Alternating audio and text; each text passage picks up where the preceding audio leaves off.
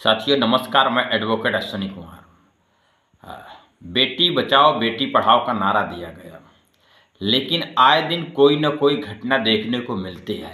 फतेहपुर जनपद की खागा तहसील में सरस्वती बाल मंदिर नाम का जो इंटर कॉलेज चलता है, वहाँ पर प्रिया मौर्य जो एक 12वीं की छात्रा थी, उसने आत्महत्या कर लिया विद्यालय की त्रिखंडी बिल्डिंग से। कितनी बड़ी बात है कि विद्यालय के ही बिल्डिंग से एक छात्रा आत्महत्या करती है। और जो बात निकल कर यह आती है कि जो गाड़ी का बस का ड्राइवर था, उससे क्या विवाद था, जिस यह स्पष्ट नहीं आया, लेकिन यह जरूर आया कि ड्राइवर से कुछ विवाद होता रहता था, जिसको लेकर के छात्रा और छात्रा के घर के पेरेंट्स जो उनके गार्जियन, उनके पिताजी विद्यालय प्रबंधन को सूचना भी दिया।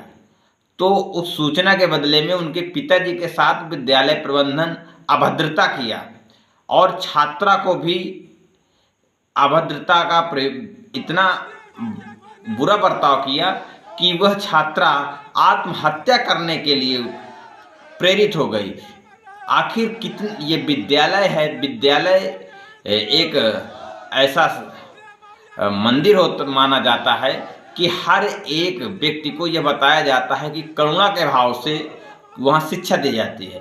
लेकिन विद्यालय प्रबंधन की क्या व्यवस्था है कि ऐसे कौन से गलत व्यवहार किया गया कि छात्रा ने आत्महत्या कर लिया।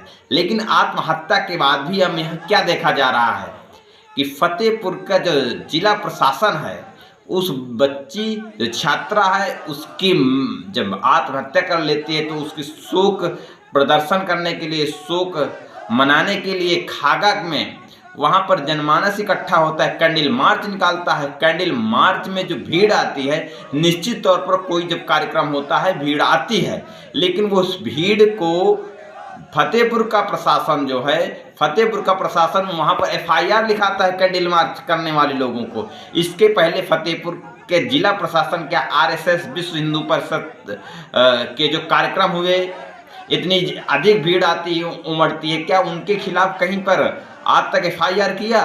किस प्रकार से शासन प्रशासन RSS और BJP से प्रभावित है? फतेहपुर जिले के शासन प्रशासन के अधिकारी प्रभावित हैं। ये RSS और संघ के खुद म खुद कहीं न कहीं एजेंट हैं। वहीं पर बात नहीं रुकी साथियों। फतेहपुर में आज दिनांक 30/9/2024 को राष्ट्रीय पिछड़ा वर्ग मोर्चा के बैनर तले ज्ञापन देने का काम किया गया। ज्ञापन देने में जब वहां पर ज्ञापन देने वाले प्रदर्शनकारी पहुंचे तो फतेहपुर के जिलाधिकारी महोदय वहां पर उपस्थित थे, लेकिन वह अपने ऑफिस से, अपने कार्यालय से नहीं निकले। सबसे पहले उन्होंने एक नाजीर को भेजा, नजारत का जो अधिकारी होता है। नजारत के जो अधिकारी को जब मना कर दिया गया कि हम तुमको ज्ञापन नहीं देंगे, जिलाधिकारी महोदय हैं, वह खुद ज्ञापन लेने आए तो फिर भी नहीं आए। उन्होंने SDM महोदय को भेजा और SDM महोदय तहसील में थे।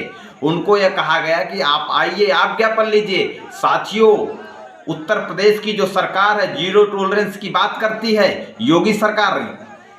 मैं उनसे पूछना चाहता हूं कि ये फतेहपुर के जिला प्रशासन का जो जिलाधिकारी महोदय की नियुक्ति किस लिए हुए है? यह समाज के लोगों को न्याय तो देना दूर की बात, ये समस्याओं को नहीं सुनना चाहते हैं। जिलाधिकारी महोदय फतेहपुर के अपने कार्यालय से नहीं निकल रहे हैं कि जो जनमानस के लोग आए हैं, क्या समस्या लेकर आए हैं, इनकी समस्याओं को सुना जाए और उसके बाद उस समस्या का निराकरण किया जाए। यह तो बड़ी दूर की बात है, वो समस्या ही नहीं सुनना चाहते हैं। आखिर क्या चल रहा है इस देश में, इस देश के राम राज्य में क्या चल रहा है?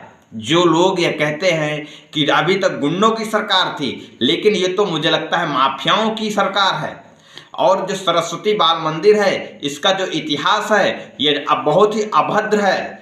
अभिभावकों के साथ सदैव गलत व्यवहार करता है। जो खंबापुर में विद्यालय है, वहां पर बहुत गलत बर्ताव हुआ है। मुझको एक जानकारी मिली है कि खागा में ही, इसी विद्यालय में इतना डिसिप्लिन के नाम पर इतना प्रभावित कर रखते हैं, इतना दबाव बना करके रखते हैं बच्चों को कि बच्चे आत्महत्या करने के लिए विवश हो जाते हैं।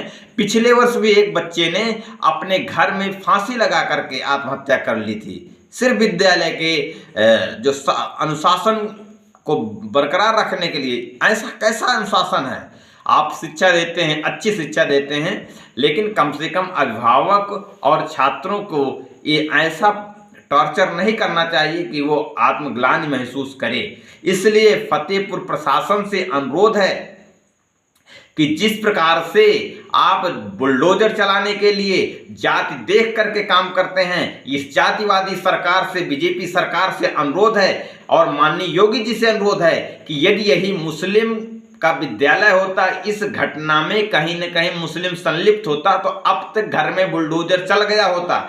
लेकिन कब राजकुमार कपूर के घर में बुलडोजर चलेगा? यह फतेहपुर जनपद का जो नागरिक हैं, अभिभावक हैं, शोषित वंचित समाज के लोग हैं कि पूछ रहे हैं कि कब इनके घर में बुलडोजर चलेगा। क्या भारतीय जनता पार्टी की सरकार जो है सिर्फ मुसलमानों पर बुलडोजर चलाने के लिए, सिर्फ यादवों के घर में बुलडोजर चलाने के लिए सरकार में अपना कानून चला रही है? और फतेहपुर जिला प्रशासन से, पुलिस प्रशासन से मुझे यह जानकारी मिली कि जिस दिन कैंडल मार्च हो रहा था, डीएम और एसपी दोनों थे, इनकी उपस्थिति में कैंडल मार्च हुआ, इनकी उपस्थिति में एफआईआर दर्ज हुई और एफआईआर विशेष जाति के लोगों पर दर्ज हुई। आखिर क्या प्रशासन चाहता है? जातिवादी मानसिकता के जिलाधिकारी महोदय, एसपी महोदय, आपसे अनुरोध है, यदि आप जातिवादी हैं तो यह बोल दीजिए कि हम लोग जातिवादी हैं।